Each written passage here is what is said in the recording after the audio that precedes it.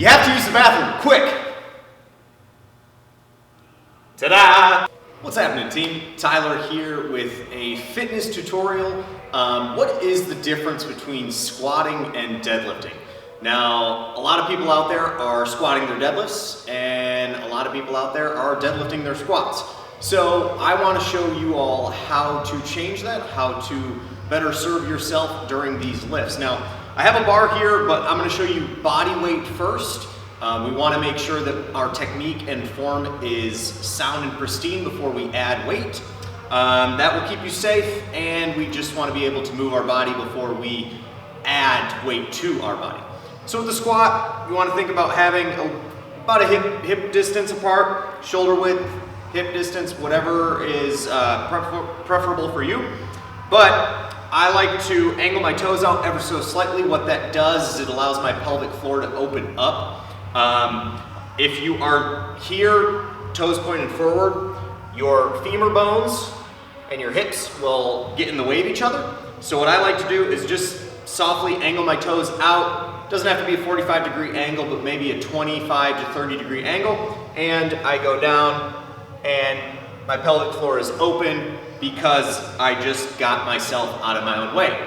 Now, that's a great squat. You don't have to go down that low. We want to focus on being able to control and come back up.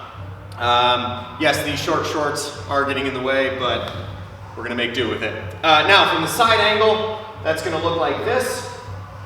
We're here, chest is up, eyes forward. My knees are not being pushed here. I'm keeping my butt back.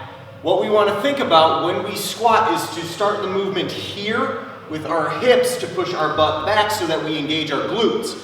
Okay, everybody wants a butt, don't you lie to me. So we're sitting back like this so that our knees stay in line here. That's not to say that there won't be instances where you'll be here. However, we don't want to be up off of our heels and pushing our knees so far forward. That's where a lot of knee pain is going to come into the mix, and nobody likes knee pain. That's why we focus on activating our glutes a ton and wanting that glute movement, simply because it's going to, your butt is the largest muscle in your body, your gluteus maximus. It should therefore be the strongest. So we want to take this to alleviate the pressure that our body puts on our knees. Now, the difference between the squat and the deadlift, though, is that with a squat, so I'll show it from the side, squat, you're here, but deadlift, you're here, okay? So see how that versus that? It's a hinging motion versus a squatting motion. Those are two of the 6 foundational movement patterns that the body does, and they're very important, but they're also very distinctively different. So with the hinge, you want to make sure that you are keeping your back nice and flat.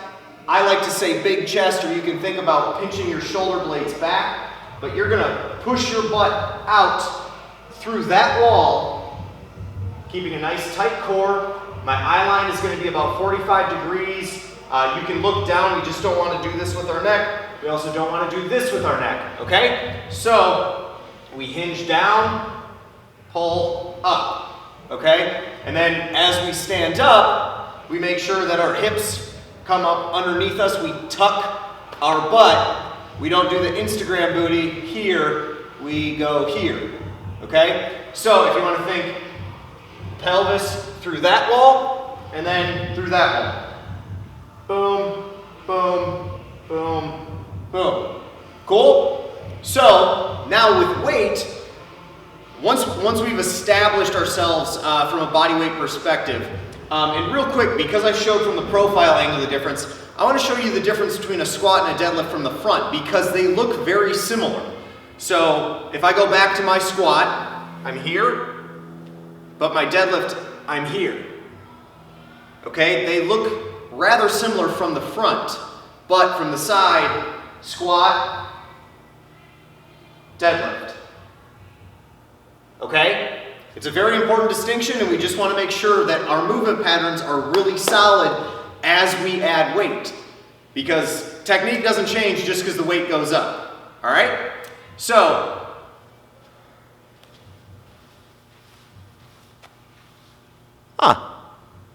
How about that? Battery's almost dead. All right, real quick, just to walk us through this as the battery is dying on me. So, we're gonna be here for our squats. I'm just gonna throw this up, over. So with the squat, nothing changes just because there's weight. We do the same form. We're here, okay? Make sure that core is nice and braced. Squeeze up through our glutes, and from the side, here, okay? Notice I'm still tucking my pelvis underneath me.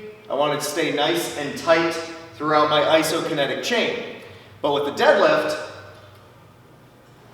it looks like this. We're here, okay? I'm not overarching my back. I'm simply pushing my butt out, tucking it underneath. Out, underneath, okay? I've got a big chest. My shoulders are pulled back so that my shoulders and lats are nice and engaged. I'm pulling up through and tucking those glutes and squeezing them in. From the front, it looks like this. We're down, we're up, down, and up, okay? So, stop squatting your deadlifts, stop deadlifting your squats.